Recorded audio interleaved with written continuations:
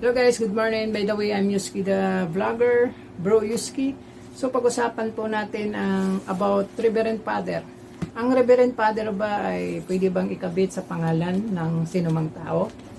Tatalakayin po natin ang aklat ng Mateo Kapitulo 23, versikulo 8 hanggang sa 10. Sabi po diyan, huwag kayong patawag na guro, sapagkat isa ang yung guro, lahat tayo magkakapatid. Kukukunin po natin ang malalalim na karunungan. Ang itinuro po sa ating Panginoong Hesukristo ay lahat tayo magkakapatid. Ang ating Panginoong Hesukristo nagsasalita po espiritual.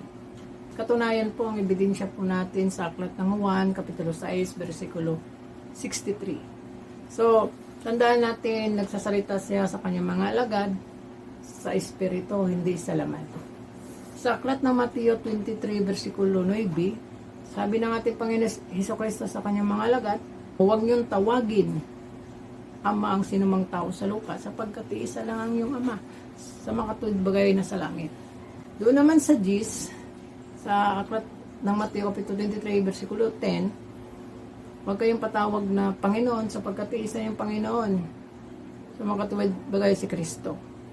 Ganito po kasi yan. Pagdating po sa iglesia, ang Panginoon po natin o ang leader natin, ang ating pong head sa iglesia, sa Colosas Kapitulo 1, versikulo 18, ay ang ating Panginoong Hesukristo.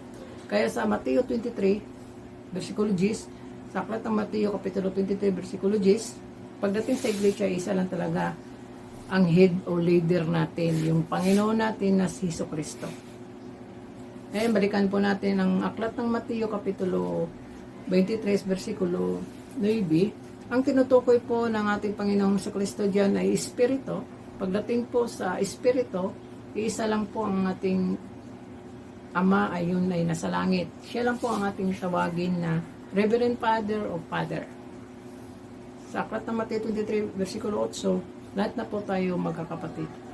Sa aklat ng mga Gawa, Kapitulo 2, versikulo 37, ang tinawag lang po nila kay Pedro at sa ibang mga apostol, mga kapatid. Yun po ang turo ng ating Panginoon Kristo, malinaw sa aklat ng Mateo 23, versikulo 8. Even na si Pedro, sinabihan kapatid din ang tawag sa kanya at sa mga ibang mga apostol. Ang mga apostol po ay hindi po nagkabit ng pangalan, ay hindi po nagkabit ng Reverend Father sa kanilang pangalan. Hindi po nila in-address yan. Wala ka pong mababasa sa Biblia na kinabit po nila ang pangalang Reverend Father o Father sa kanilang pangalan. Bawal po kasi yun pagdating po sa Espiritu. No, bawal po yun.